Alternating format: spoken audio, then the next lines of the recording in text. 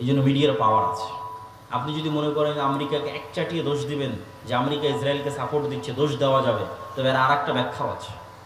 আর একটা ব্যাখ্যা হচ্ছে আমেরিকা ইসরায়েলকে তার জুলম হিসেবে যতটা না তাকে সাপোর্ট দেয়, অথবা জুলম হিসেবে যদি সাপোর্ট দেয়, তো তার পাশাপাশি একটা বড় অংশ থাকে সফট কর্নার। সে সফট কর্নারটা কি? সেটা হচ্ছে ইসরায়েলের ইহুদিরা এমনভাবে গত 100 বছরে ইউরোপ এবং আমেরিকার ব্রেন ওয়াশ করেছে মিডিয়া দিয়ে যে ওদের চাইতে দুনিয়াতে মাজলুম আর কেউ নেই। একটা পয়েন্ট অফ ভিউ যেটা আমরা দেখতেছি সেটা কি, আমেরিকা ইসরায়েলকে সাপোর্ট দিচ্ছে তার জুলমে। এর মধ্যে আরেকটা জিনিস আছে যেটা আমরা জানি না, সেটা হচ্ছে গত 100 বছরে ইহুদিরা এমনভাবে খ্রিস্টানদের ব্রেন ওয়াশ করেছে আমেরিকা এবং ইউরোপে যে আমাদের চাইতে এই পৃথিবীতে মাজলুম কেউ না। তো যেটা বলছিলাম যে গাজার শিশুদের কান্না যদি অভিশাপ হিসেবে পৃথিবীতে ফিরে আসে, এবং আসবেই, আজ হোক কাল হোক, আল্লাহ সুবহানাহু ওয়া তাআলা সেই প্রেক্ষাপট কিভাবে তৈরি করবেন আল্লাহ ভালো জানেন। তো সেই দিন শুধু ওই অভিশাপে ইসরায়েল ধ্বংস হবে না, বরং এই গাজার শিশুদেরকে চোখের সামনে মৃত্যুবরণ করতে দেখেও যে মুসলিম শাসকরা পদক্ষেপ নেয়নি, তাদের রাজত্ব ধ্বংস হয়ে যাবে।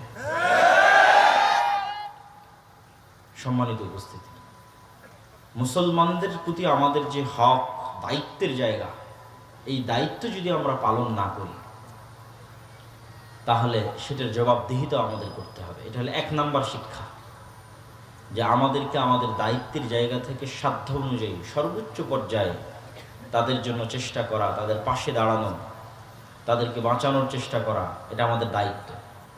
আপনি যত বেশি আপনার অপর মুসলিম ভাইকে বাঁচাতে সক্ষম হবেন তত বেশি নিজে বাঁচবেন। আপনাকে আরো সিম্পল, সহজ করে বলি, ইসরায়েল তো বহু দূর হয়ে গেল, আমাদের পাশের দেশ ভারত। ভারতে গত কিছুদিন পূর্বে একটা আইন বাস্তবায়ন করেছে, ওয়াকফ অ্যামেন্ডমেন্ট বিল, ওয়াকফ সংশোধনী বিল। তো আমরা মসজিদ মাদ্রাসার নামে জমি ওয়াকফ করি, তো এই ওয়াকফ আইন বহুদিন থেকে চলে আসতেছে। তো ভারতে মুসলমানদের ওয়াকফ সম্পত্তি অনেক, কয়েক লক্ষ বিঘা সম্পত্তির মালিক মুসলমানেরা ওয়াকফ হিসেবে।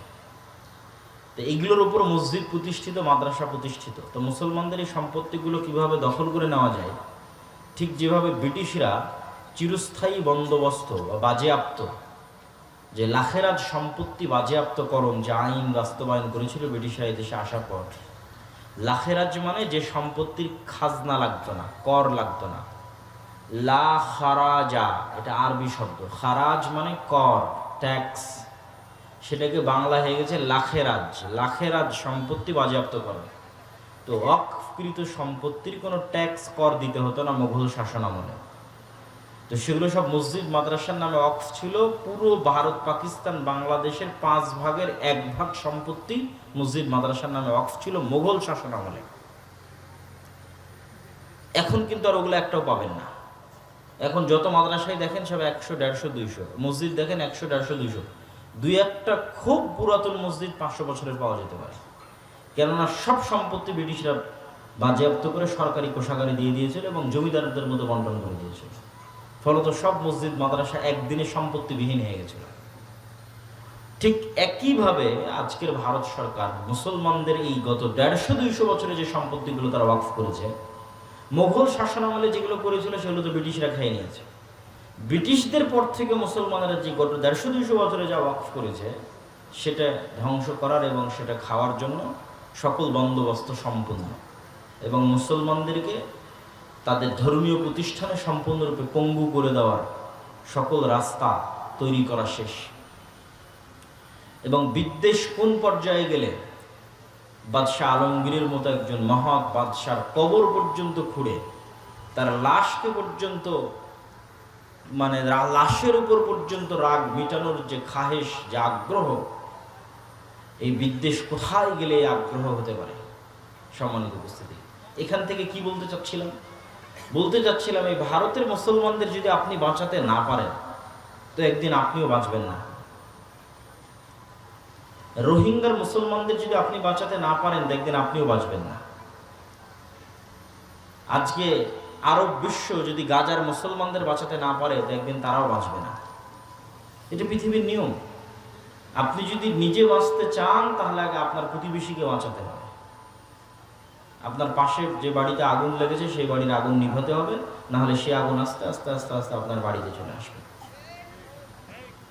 তাহলে আপনি যদি স্বাধীন থাকতে চান তাহলে আপনার পার্শ্ববর্তী দেশ রোহিঙ্গা মুসলমানদের স্বাধীনতা নিশ্চিত করতে হবে, ভারতের মুসলমানদের স্বাধীনতা নিশ্চিত করতে হবে, আরব বিশ্বের মুসলমানদের, গাজার মুসলমানদের স্বাধীনতা নিশ্চিত করতে হবে, তাহলে তারাও স্বাধীন থাকবে।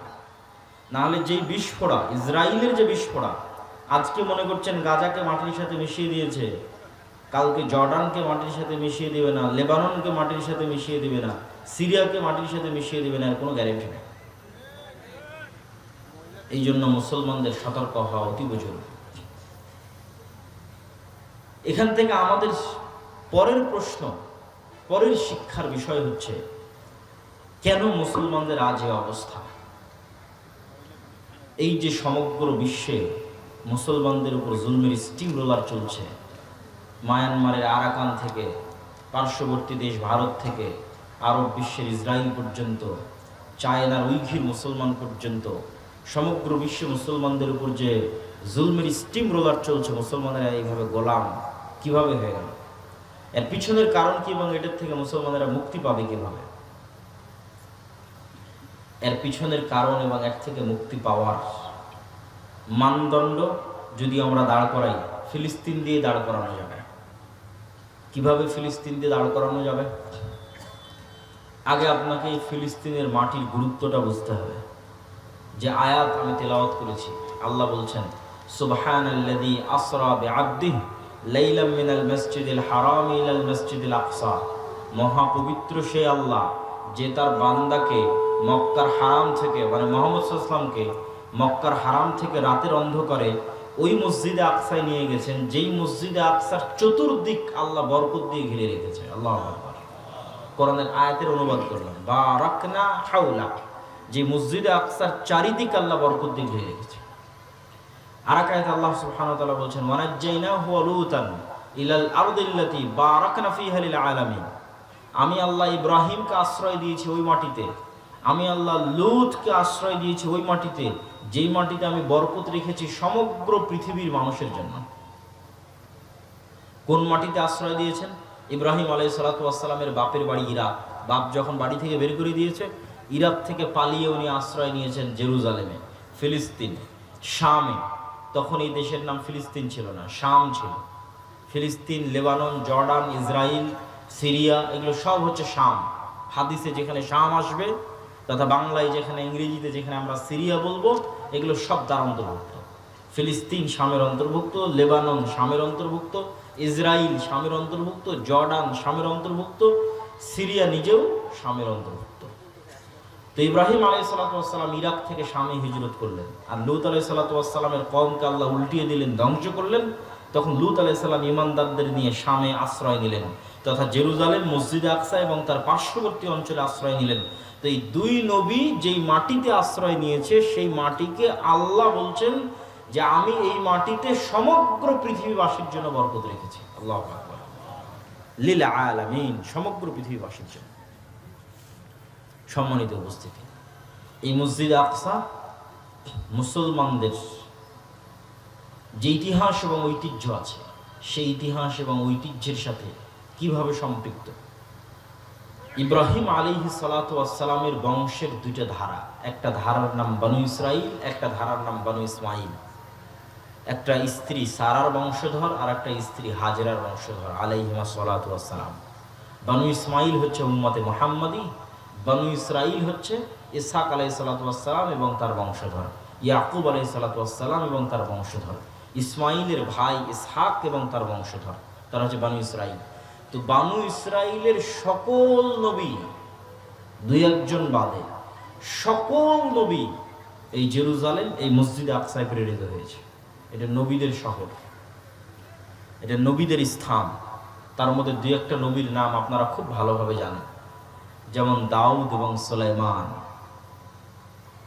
দাউদ এবং সুলাইমান সমগ্র পৃথিবীতে যে শাসন ব্যবস্থা প্রতিষ্ঠা করেছিল, যেই রাজত্ব আল্লাহ অতীতে কাউকে দেয়নি, ভবিষ্যতেও কাউকে দিবে না, সেই বিশাল রাজত্বের রাজধানী ছিল জেরুজালেম, মসজিদে আকসা।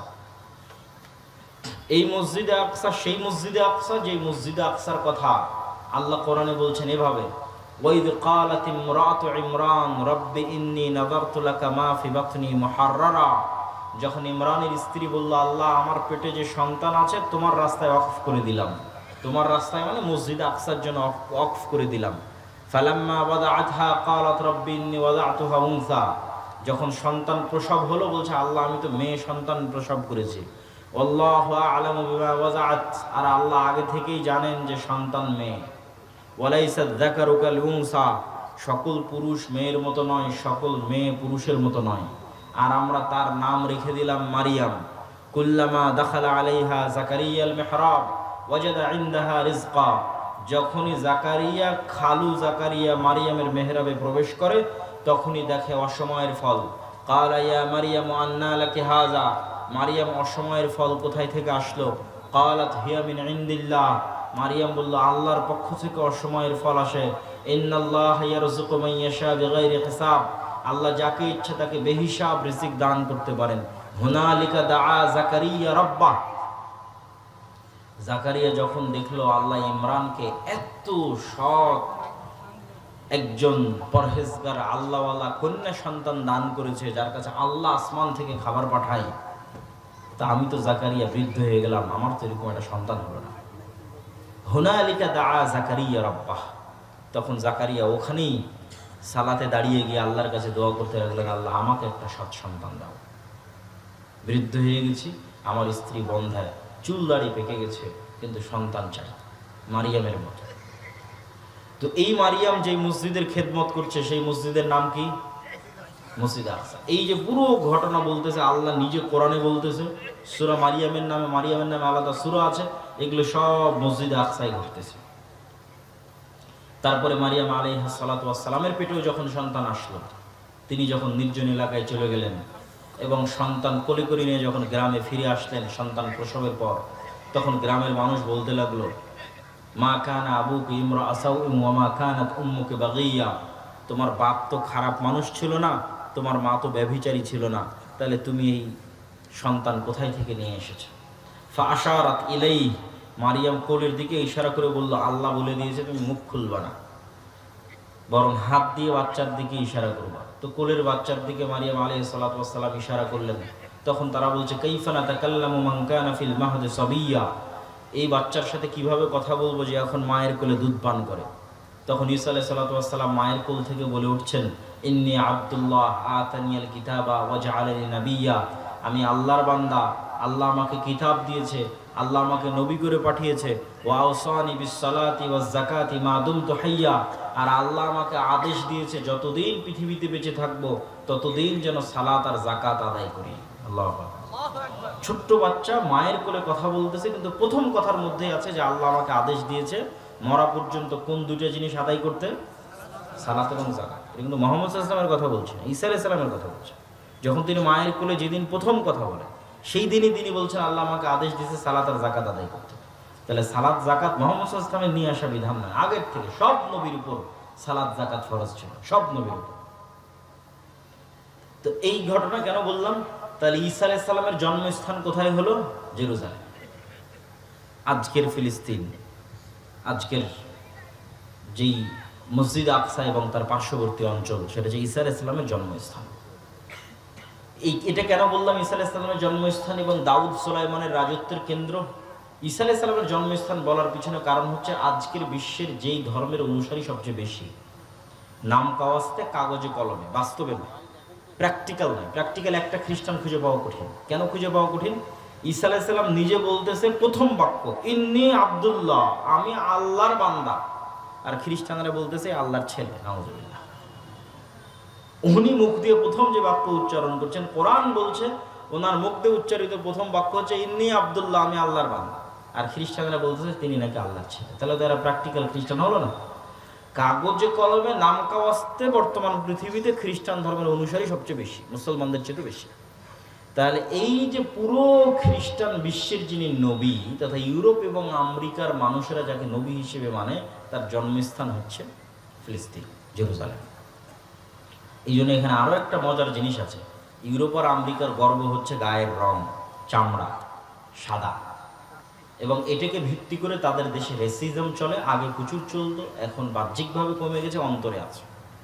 এটার কারণে আজ থেকে 70-80 বছর আগে কালো নিগ্রো আফ্রিকানদেরকে তারা গোলাম হিসেবে খাটাতো। কেন? এদেরকে তারা মানুষই মনে করতো না, just only for colour, skin colour, গায়ের চামড়ার রঙের কারণে।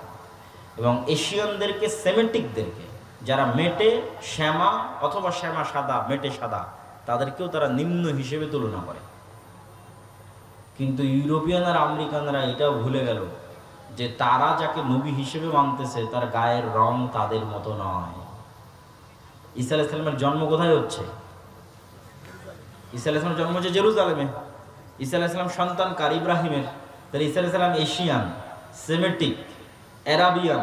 মুহাম্মদ সাল্লাল্লাহু আলাইহি ওয়াসাল্লামের গায়ের রং যা, আমার আপনার গায়ের রং যেমন, যদি কারো গায়ের রং মেটে উজ্জ্বল বর্ণের সাদা হয়, শ্যামা সাদা হয়, ধবধবে হলদে সাদা, যে ইউরোপিয়ান আমেরিকান, সেই গায়ের চামড়া ঈসা আলাইহিস সালামের ছিল না। তাহলে তাদের যে গায়ের চামড়াকে ভিত্তি করে যে অহংকার, সেটার কোনো ভিত্তি থাকে না। এবং এখানে আরো একটা জিনিস শিখার আছে। আজকের ইসরায়েলে সবাই মাইগ্রেট করে এসেছে আমেরিকা এবং ইউরোপ থেকে, সবার গায়ের চামড়া ধবধবে সাদা। তো সে কেমনে ইব্রাহিম আলাইহিস সালামের সন্তান হয়? ইব্রাহিম আলাইহিস সালামের সন্তান হলে তো গায়ের চামড়া সেই রঙের, সেই কালারের ঠিক থাকতে হবে। কেননা তাদের যে অহংকার, সেই অহংকারের ভিত্তিটা কি? তাদের অহংকারের ভিত্তি আল্লাহ সুবহানাহু ওয়া তাআলা নিজে কোরআনে মাজিদে বলছেন যে আশাদ্দুন নাসে আদাওয়া, মুমিন এবং মুসলমানদের সাথে সবচেয়ে বেশি শত্রুতা করবে পৃথিবীতে দুইটা জাতি। একটা হচ্ছে পাশের দেশের ব্রাহ্মণ্যবাদী মুশরিকরা, আর একটা হচ্ছে ইসরায়েলের জায়নিস্ট ইহুদিরা। আল্লাহর কোরআনের আয়াত, আল্লাহ বলেছেন যে মুসলমানদের উপর সবচেয়ে বেশি শত্রুতা করবে ব্রাহ্মণ্যবাদী হিন্দুরা, জায়নিস্ট ইহুদিরা মুসলমানদের সাথে সবচেয়ে শত্রুতা করবে। তাহলে বাদ গেল কে? খ্রিস্টানরা শত্রুতার দিক থেকে অতটা থাকবে না। কেন থাকবে না? আল্লাহ তাদেরকে বলেছেন ওয়ালা যালিম, তারা সত্য জানে না, জানলে সত্য মেনে নিত। এই জন্য অতীতেও যত মানুষ ইসলাম গ্রহণ করেছে তার বেশিরভাগ খ্রিস্টান থেকে ইসলাম গ্রহণ করেছে। কিয়ামত পর্যন্ত যত মানুষ ইসলাম গ্রহণ করবে তার বেশিরভাগ খ্রিস্টান থেকে ইসলাম গ্রহণ করবে। কেননা তারা সত্য জানে না, জানলে মানবে। এই জন্য দেখবেন যে আজকের ইউরোপ আমেরিকায় সব নন মুসলিমরা মিছিল করতেছে ফিলিস্তিনের পক্ষে, যাদের নাম দিয়েছে ট্রাম্প সরকার বা ইসরায়েলের সরকার বা ইসরায়েলের মিডিয়া প্রো প্যালেস্টাইনিয়ান। যে প্রো প্যালেস্টাইনিয়ান যে প্রোটেস্ট হচ্ছে, তথা প্যালেস্টাইনকে সাপোর্ট করে যে প্রোটেস্টটা হচ্ছে, 90% সব নন মুসলিম এবং খ্রিস্টান। এইটা আজ থেকে 10-15 বছর আগে দেখা যায়নি কেন? আজ থেকে 10-15 বছর আগে মিডিয়া কক্ষিগত ছিল। বিবিসি, সিএনএন, নিজস্ব যে মিডিয়ার চ্যানেল, সেটা কক্ষিগত ছিল। এখন তো ইনস্টাগ্রাম, টুইটার, ফেসবুক ওপেন, সারা পৃথিবীর মানুষ দেখতে পাচ্ছে যে এখানে জুলম হচ্ছে। তো ওই যে আল্লাহ বলেছে ওয়ালা যালিম, খ্রিস্টানরা পথভ্রষ্ট, জানলে কথা বলবে। তো খ্রিস্টানরা যখন জানতেছে যে এখানে জুলম হচ্ছে, চোখের সামনে দেখতে পাচ্ছে যে গাজাতে জুলম হচ্ছে, তখন তারাও মিছিল মিটিং করতেছে। এই জন্য মিডিয়ার পাওয়ার আছে। আপনি যদি মনে করেন আমেরিকাকে এক চাটিয়ে দোষ দিবেন যে আমেরিকা ইসরায়েলকে সাপোর্ট দিচ্ছে, দোষ দেওয়া যাবে, তবে আর একটা ব্যাখ্যাও আছে। আর একটা ব্যাখ্যা হচ্ছে আমেরিকা ইসরায়েলকে তার জুলম হিসেবে যতটা না তাকে সাপোর্ট দেয়, অথবা জুলম হিসেবে যদি সাপোর্ট দেয়, তো তার পাশাপাশি একটা বড় অংশ থাকে সফট কর্নার। সে সফট কর্নারটা কি? সেটা হচ্ছে ইসরায়েলের ইহুদিরা এমনভাবে গত 100 বছরে ইউরোপ এবং আমেরিকার ব্রেন ওয়াশ করেছে মিডিয়া দিয়ে যে ওদের চাইতে দুনিয়াতে মাজলুম আর কেউ না। একটা পয়েন্ট অফ ভিউ যেটা আমরা দেখতেছি সেটা কি? আমেরিকা ইসরায়েলকে সাপোর্ট দিচ্ছে তার জুলমে। এর মধ্যে আরেকটা জিনিস আছে যেটা আমরা জানি না, সেটা হচ্ছে গত 100 বছরে ইহুদিরা এমনভাবে খ্রিস্টানদের ব্রেন ওয়াশ করেছে আমেরিকা এবং ইউরোপে যে আমাদের চাইতে এই পৃথিবীতে মাজলুম কেউ না। এটা তৈরি করতে সহযোগিতা করেছে কোনটা? ওই যে হিটলার 60 লক্ষ ইহুদিকে গ্যাস চেম্বারে ঢুকিয়ে হত্যা করেছিল। 60 লক্ষ ইহুদিকে গ্যাস চেম্বারে ঢুকিয়ে হত্যা করার পর এটাকে বলা হলোকাস্ট। এই এক হলোকাস্টকে বিক্রি করে দেখো আমাদের উপর কি জুলুম হয়েছে। 60 লক্ষ ইহুদিকে গ্যাস চেম্বারে ঢুকিয়ে হত্যা করা হয়েছে। পৃথিবীতে কোথাও আমাদের দাঁড়ানোর জায়গা নেই। যেখানেই যাই সেখানে মানুষ আমাদের সাথে খারাপ ব্যবহার করে, আমাদেরকে মারে ধরে, অথবা আমাদের জন্য একটা দেশ দাও। একটা জায়গা করে দাও যেখানে আমরা থাকবো। তাহলে তার জুলমের সাপোর্ট হিসেবে যতটা, তার কিন্তু আর একটা বড় অংশ আছে, এটা দেখানো যে আমরা মাজলুম। ঠিক এই কাজটাই কিন্তু এখন মুসলমানেরা একটু হলেও সাকসেস হচ্ছে, যে গাজার মানুষেরা মাজলুম, এখানে ইসরায়েল হচ্ছে জালেম এবং গাজার মানুষেরা মাজলুম। এটাই ওপেন সোশ্যাল মিডিয়ার এই সোর্সিং থাকার কারণে ইউরোপ এবং আমেরিকার যারা সাধারণ মানুষ, তাদের পক্ষে এই বিষয়টা বোঝা এবং গ্রহণ করা সহজ হচ্ছে এবং তারা এটার পক্ষে অবস্থানও প্রকাশ করতেছে।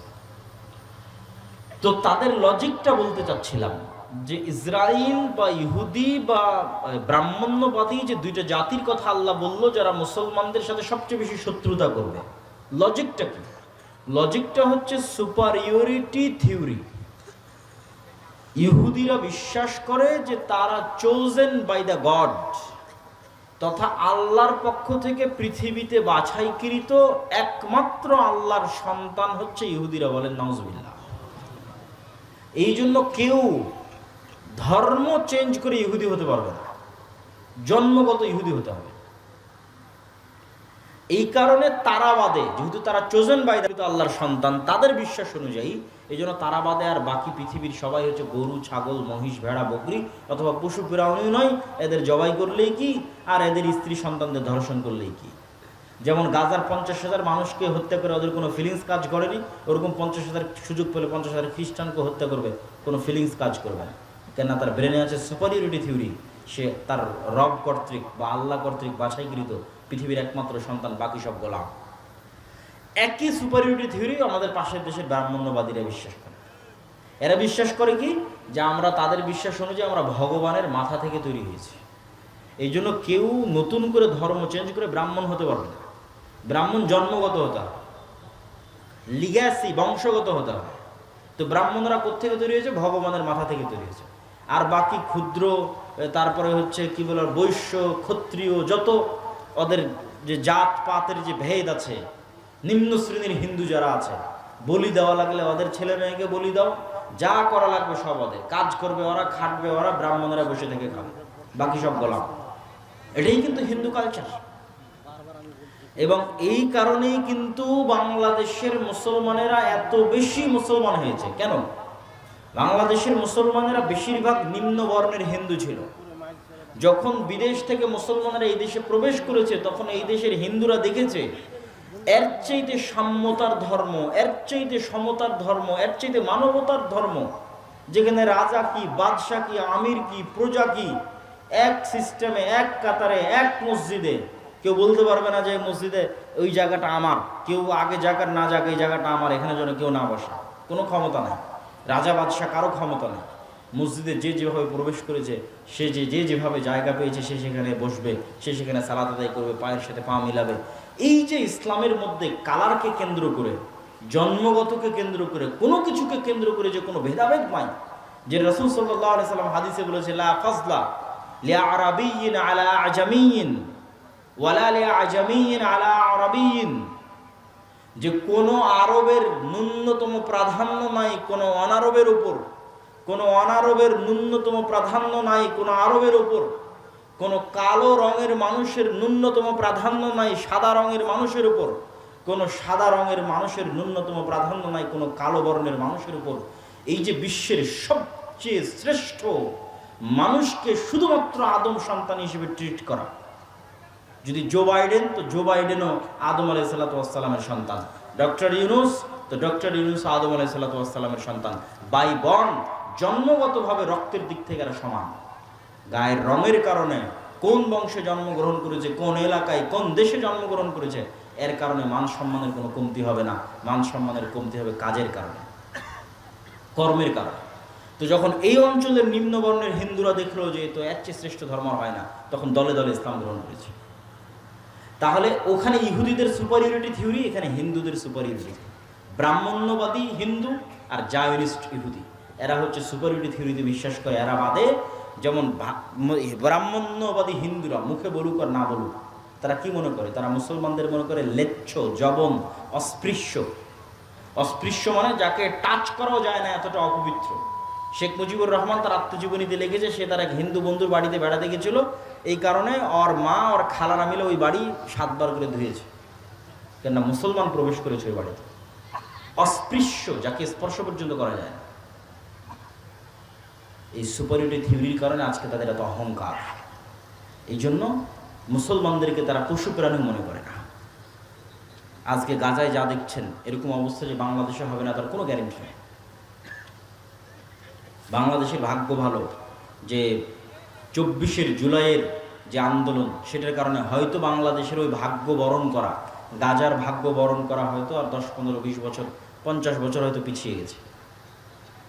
তবে মুসলমানদের জন্য সুযোগ আছে, বাংলাদেশের মুসলমানদের জন্য সুযোগ আছে যে তারা যদি তাদের ঈমান, আমল, আকীদায় অটল এবং অটুট থাকে তাহলে এটার থেকে বাঁচতে পারবে। আমি সেই আলোচনাটাই করছিলাম, আবারও আলোচনার মূলে ফিরে যাই যে আমরা মুসলমানদের এই যে অধপতন, এটার এই শিকার হয়েছে, এটার কারণ কি? আমি বলছিলাম যে এটার মানদণ্ড ফিলিস্তিন দিয়ে দাঁড় করানো যাবে। কিভাবে ফিলিস্তিন দিয়ে দাঁড় করানো যাবে? এই ফিলিস্তিন যখন ওমর রাদিয়াল্লাহু তাআলা বিজয় করে, এই ফিলিস্তিন যখন সালাহুদ্দিন আইয়ুবী বিজয় করে, তখন আপনি এবার ইতিহাস পড়েন কি ছিল ওমর রাদিয়াল্লাহু তাআলার কাছে। আল্লাহর কসম করে বলতে পারি, আমি আল্লাহর কসম করে বলতে পারি, আজকে একটা মুসলিম দেশের যা ক্ষমতা আছে তার 60% ক্ষমতা ওমর রাদিয়াল্লাহু তাআলার ছিল না। আজকে সৌদি আরব, তুরস্ক, মালয়েশিয়া, পাকিস্তান, বাংলাদেশ, মিশর, এদের যে দুনিয়াবি যে ক্ষমতা আছে তার 60% ক্ষমতা ওমর রাদিয়াল্লাহু তাআলার ছিল না। রোমান এম্পায়ারের সাথে তুলনা করলে কিছুই না। তাহলে কি দিয়ে ওমর রাদিয়াল্লাহু তাআলা জেরুজালেম বিজয় করলেন? 12,000 মুজাহিদ জেরুজালেম ঘেরাও করে আছে 1 মাস থেকে, তার মধ্যে 4,000 সাহাবী। আবু উবাইদা ইবনুল জাররাহ চিঠি লিখেছে আমিরুল মুমিনিন খলিফাতুল মুসলিমিন ওমর ইবনুল খাত্তাবের কাছে যে পাদ্রীরা বলছে আপনি না আসলে চাবি হস্তান্তর হবে না। ওমর রাদিয়াল্লাহু তাআলা মদিনা থেকে রওনা দিলেন জেরুজালেমের উদ্দেশ্যে, 1200 কিলোমিটারের পথ। যখন জেরুজালেমে প্রবেশ করতেছেন তখন তিনি উটের রশি ধরে টানতেছেন আর তার গোলাম উটের পিঠে বসে আছে। আবু উবাইদা ইবনুল জাররাহ হন্তদন্ত হয়ে ছুটে এসে বলছে, ইন্নার রোমান লা ইয়ানজুরু ইলাইনা নাজরাতা কিল্লা, আমিরুল মুমিনিন করেছেন কি? আপনার জামা কাপড়ের অবস্থা আর এইভাবে উটের রশি ধরে টানা, এগুলো দেখলে তো পাদ্রীরা হাসাহাসি করে। কেন ওরা তখন রোমান এম্পায়ারের সবচেয়ে বড় তীর্থস্থান হচ্ছে জেরুজালেম। কত বড় বিজয় এটা! এখন কল্পনা করেন যে এখন যান আপনি বিজয় করেন জেরুজালেম। তো এখন বাংলাদেশের ওই চিরির বন্দরের, রানীর বন্দরের একটা কৃষক বাংলাদেশ থেকে উঠে গিয়ে জেরুজালেম বিজয় করে নিল।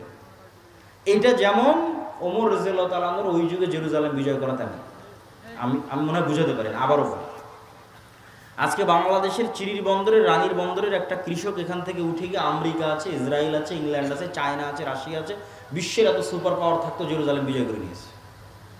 এইটা যেমন ঠিক ওই যুগে রোমান এম্পায়ার এবং ওই যুগের পারস্য এম্পায়ার, পার্সিয়ান এম্পায়ার এর উপস্থিতিতে আরবে তৈরি হওয়া এক মরুভূমি থেকে উঠে আসা এক রাখাল, যাকে কেউ চিনত না, ওমর ইবনুল খাত্তাব খালি হাতে জীর্ণ শীর্ণ অবস্থায় জেরুজালেম বিজয় করে নিয়েছে।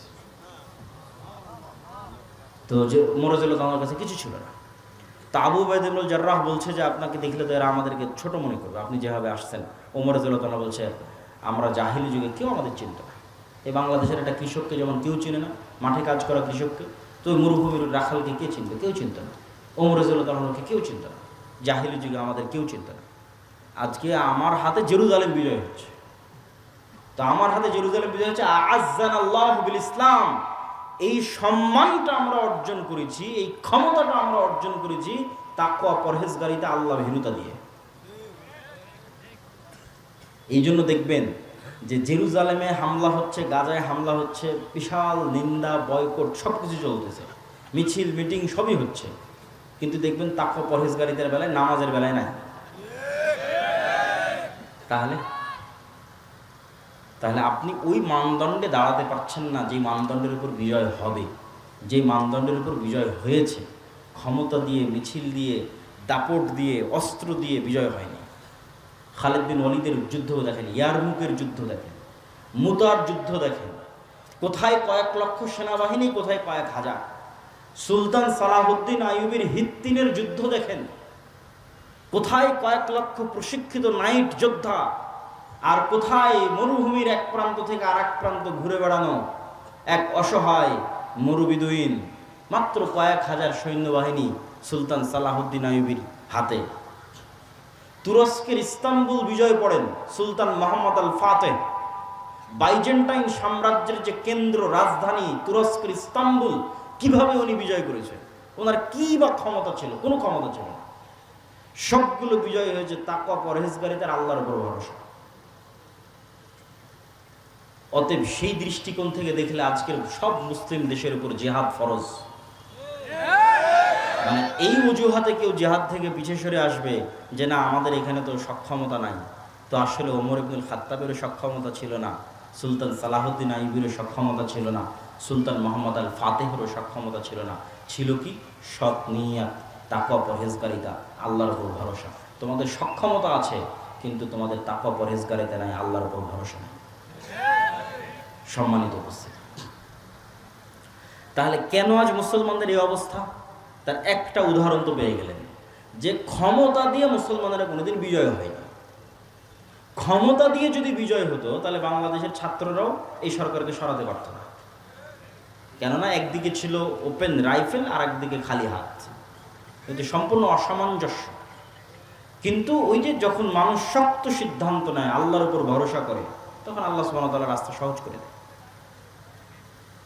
ওই জন্য আল্লামা ইকবালের একটা কবিতা আছে कि काफिर है तो शमशीर पे करता है भरोसा। কাফেরেরা তরবারির উপর ভরসা করে, আর মুমিন হয় তো বেতেক ভি লড়তা है সিপাহী। আর যদি মুমিন হয় তো ঢাল তলোয়ার ছাড়াই যুদ্ধের মাঠে ঝাঁপিয়ে পড়ে। কেননা মুমিনের কাছে শাহাদতের মৃত্যু সবচেয়ে প্রিয়।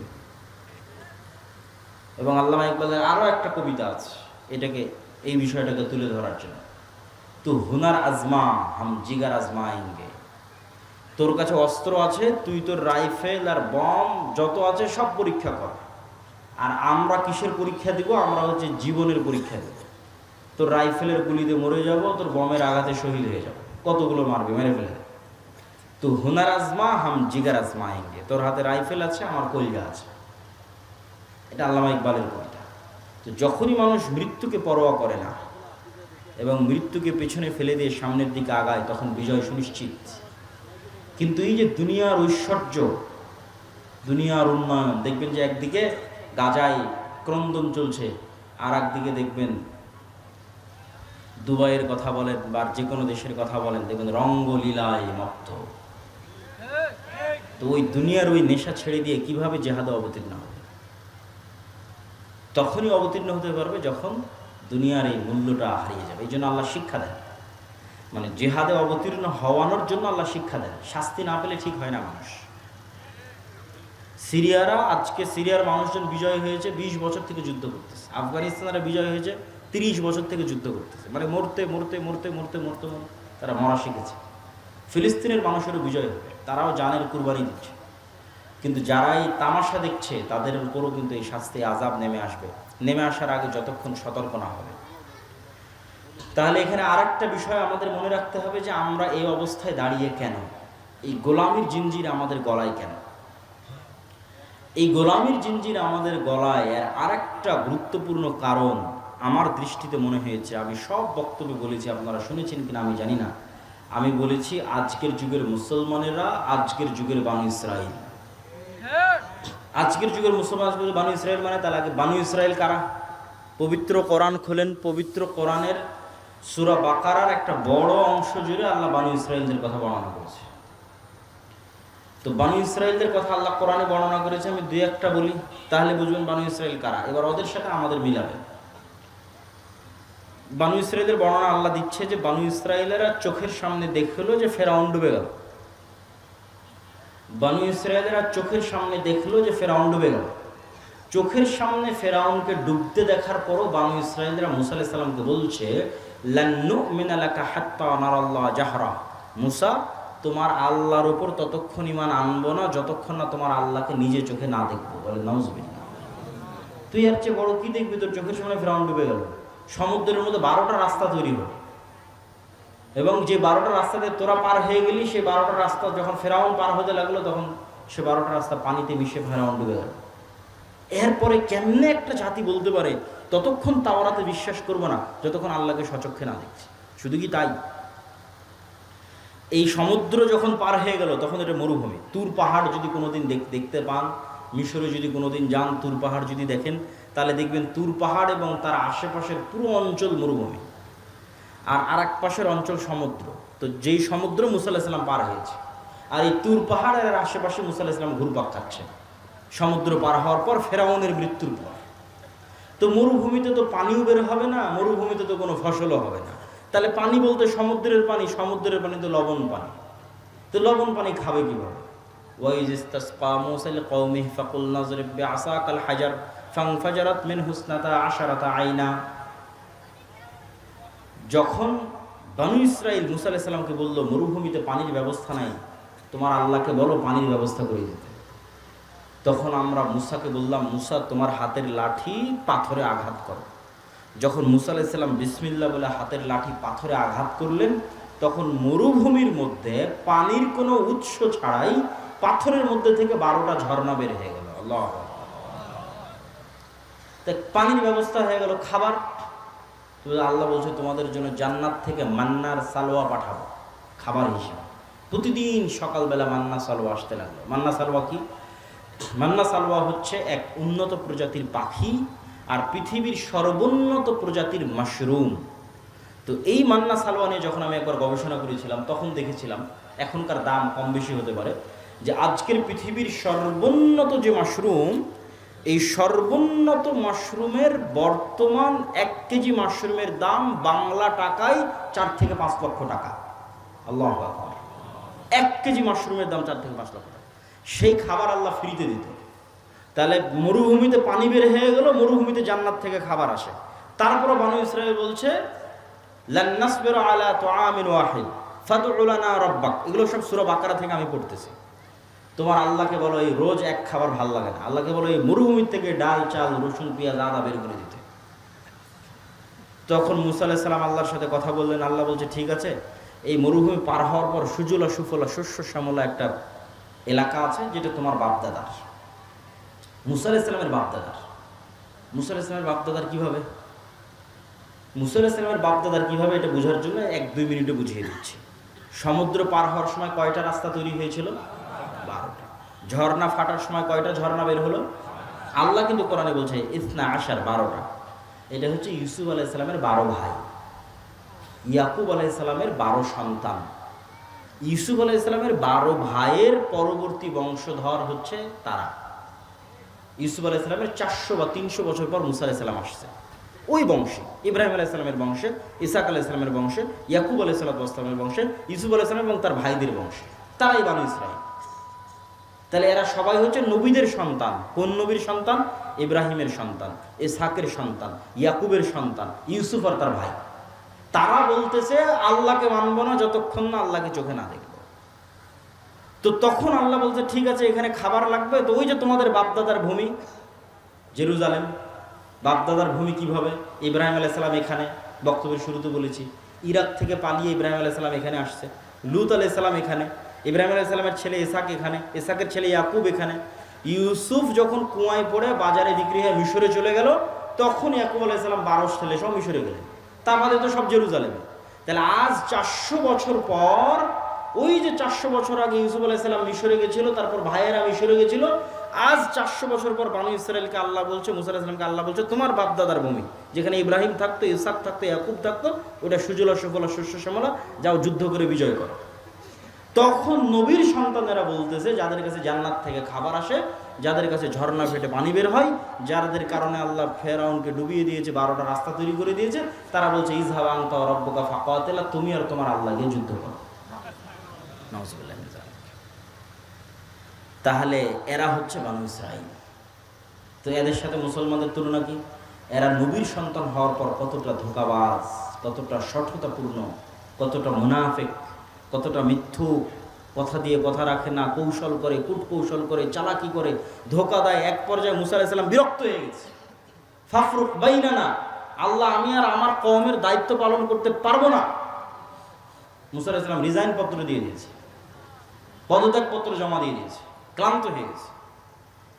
তো ওরা যেমন, ওই বনু ইসরাঈলেরা যেমন মিথ্যুক, ধোঁকাবাজ, শঠতা, মুনাফিক হয়ে গেছিল, আজকের যুগের মুসলমানেরা তাই হয়ে গেছে। এটা আপনি আপনার আশেপাশে যে কোনো জায়গায় তাকালে দেখতে পাবেন যে হুবহু বানু ইসরায়েলের চরিত্র মুসলমানদের মধ্যে চলে এসেছে। আর এই কারণেই আল্লাহ বানু ইসরায়েলের এত লম্বা ঘটনা কোরআনে বলে রেখেছে, কেন আল্লাহ জানে একদিন উম্মতে মুহাম্মাদি বানু ইসরায়েল হবে, তো এটা পড়ে যেন শিখে, এদের ঘটনাগুলো পড়ে যেন শিখে, আল্লাহ জানে যে উম্মতে মুহাম্মাদের বানু ইসরায়েল হয়ে যাবে।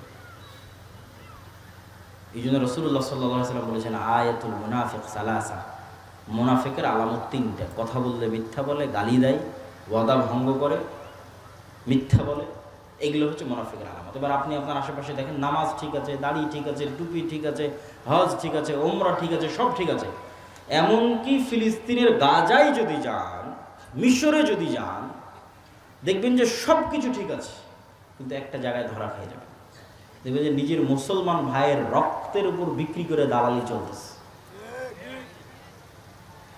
একটা টাকা আপনি মিশর থেকে গাজায় পাঠাবেন, শুধু সিন্ডিকেট আর দালালের কারণে এই টাকাটা গাজার মধ্যে যেতে যেতে যেতে যেতে যেই পরিমাণে দাম বাড়ে, মিশরে যদি 500 পাউন্ডে একটা খাসি কিনতে পাওয়া যায়, তাহলে গাজার মধ্যে ঢুকতে ঢুকতে ঢুকতে ঢুকতে শুধু সিন্ডিকেট দালাল, সিন্ডিকেট দালাল, সিন্ডিকেট দালাল, ঢুকতে ঢুকতে এই টাকায় ওই খাসি আর 5000 পাউন্ডও খুঁজে পাওয়া যাবে না।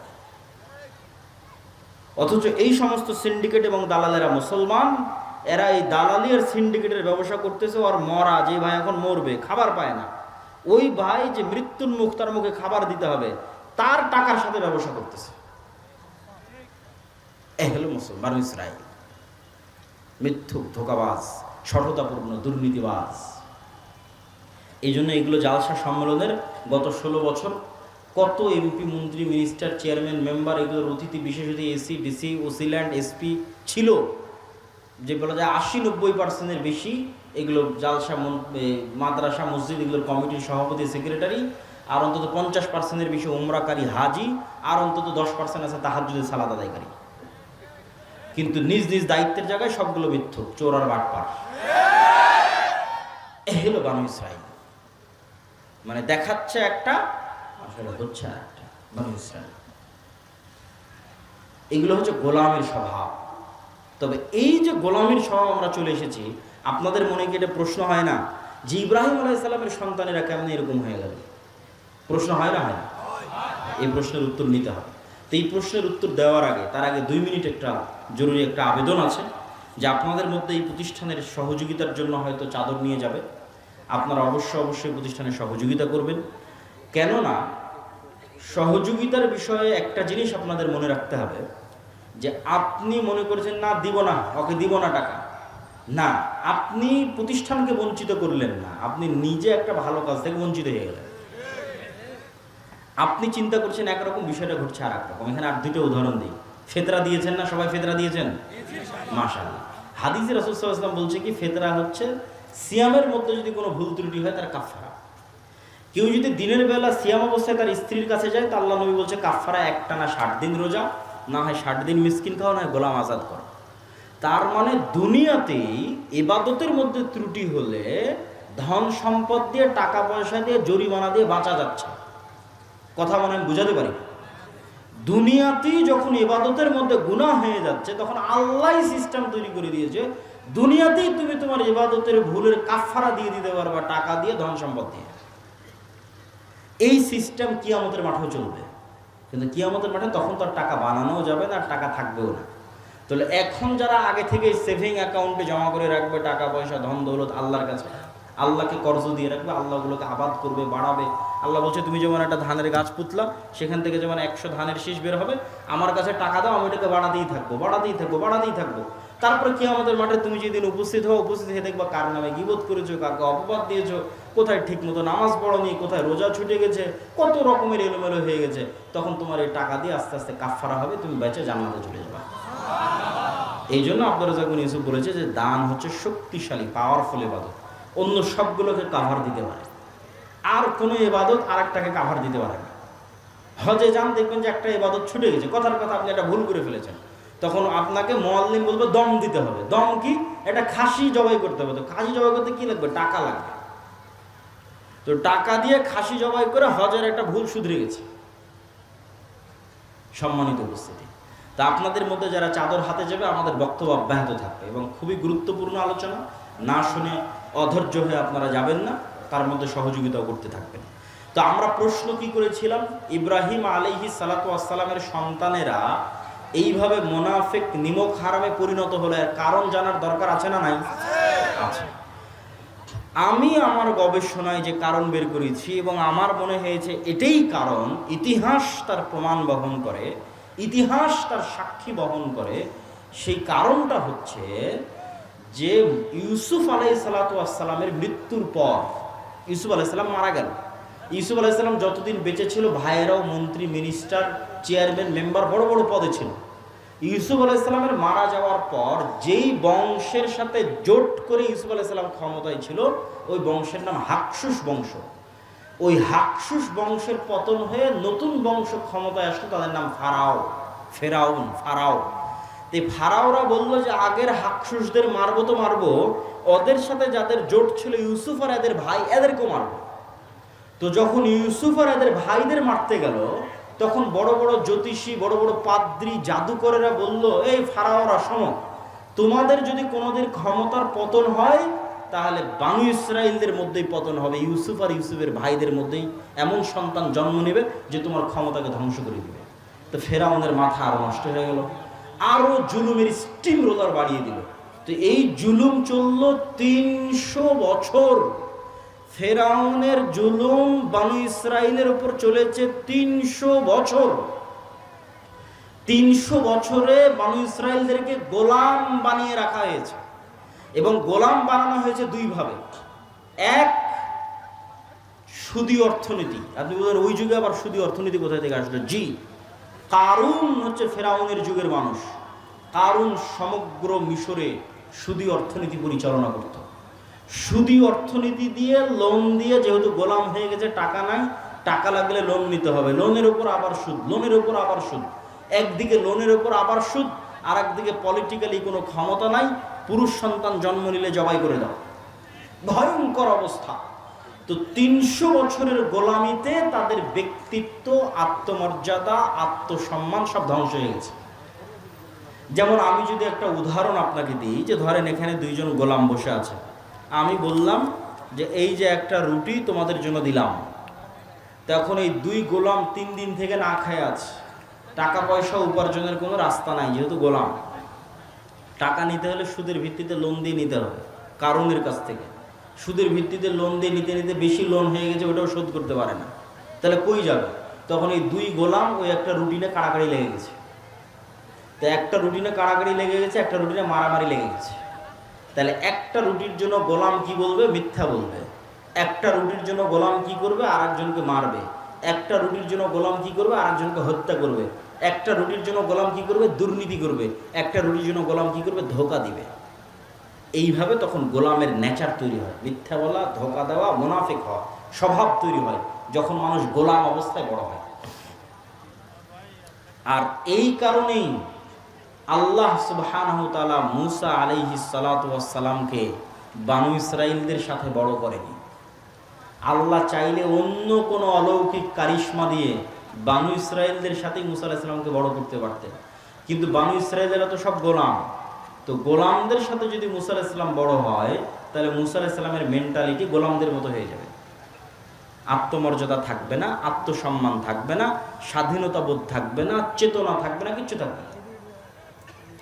এমনকি গোলামের মেন্টালিটি আর স্বাধীন মানুষের মেন্টালিটি যে পার্থক্য হয়, আপনি ভারতের যে কোনো একটা মুসলিম গ্রাম আর পাকিস্তানের যে কোনো একটা মুসলিম গ্রাম আর বাংলাদেশের যে কোনো একটা মুসলিম গ্রামে যান, মেন্টালিটির পার্থক্য দেখবেন। কিন্তু 1947 আগে এই মেন্টালিটির পার্থক্য ছিল না, ঠিক মুঘল শাসন আমলে আরও ছিল না। তো আমরা ন্যূনতম গোলামি থেকে বেঁচে আছি, এই জন্য আমাদের আত্মমর্যাদা, আত্মসম্মান একরকম কাজ করে। তো মূসা আলাইহিস সালাতু ওয়াস সালামের আত্মসম্মান, আত্মমর্যাদা, রাজার বাড়িতে প্রিন্স হিসেবে মানুষ হয়েছে। খাবারের জন্য কাড়াকাড়ি করতে হয়নি, আর একজনকে ধোঁকা দিতে হয়নি, টাকা নিয়ে মারামারি করতে হয়নি, মিথ্যা বলতে হয়নি, দুর্নীতি করতে হয়নি। রাজার বাড়ি, প্রিন্স অবস্থায় মানুষ হয়েছে। তাহলে আত্মমর্যাদা, স্বভাব, চরিত্র, সম্মান সব 100তে 100 আছে। 100তে 100 আছে, তার প্রমাণও কোরআনের মধ্যে দেওয়া আছে। প্রমাণ কি? একদিন মুসা আলাইহিস সালাম বাইরে বের হয়েছে, দেখছে ফেরাউনের একটা লোক বানু ইসরায়েলের একটা লোকের উপর জুলুম করছে। তো যদি মুসা আলাইহিস সালাম বানু ইসরায়েলদের সাথে বড় হতো, তো মুসা আলাইহিস সালাম মনে করতো আমরা তো গোলাম, এটা আমাদের ভাগ্য, কি করার, আমরা তো এই জুলুম সহ্য করেই আসতেছি। কিন্তু যেহেতু মুসা আলাইহিস সালাম স্বাধীন অবস্থায় বড় হয়েছে, তো জুলুম ওনার সহ্য হয়নি, এক থাপ্পড় দিয়ে ফেরাউনের ওই লোককে ওখানে মেরে ফেলে গেছে, ওখানে হত্যা করে। তাহলে এই যে এক থাপ্পড় উনি উঠালেন, উঠিয়ে ফেরাউনের একটা লোককে মেরে ফেলে দিলেন, এই সাহসটা গোলামের হয় না, এই সাহসটা একজন স্বাধীন আত্মমর্যাদা সম্পন্ন মানুষের। তাহলে নবীর সন্তানদের চরিত্র ধ্বংস হয়ে গেছে 300 বছরের গোলামির কারণে। এই জন্য গোলামদের সাথে আর এক স্বাধীন মানুষের মিলে না। এই জন্য স্বাধীন মানুষ মুসা আলাইহিস সালাম বিরক্ত হয়ে আল্লাহকে বলছে, আল্লাহ এদের দায়িত্ব আমি আর পালন করতে পারবো না, এদের থেকে আমাকে দূরে সরিয়ে নাও, কেন এদের মেন্টালিটি সঠিক না, গোলাম অবস্থায় বড় হয়েছে। তো ঠিক আমরা এই যুগের মুসলমানেরা আজ থেকে 150, 200, 300 বছর আগের মুসলমানদের থেকে আলাদা কেন? আজ থেকে 200, 300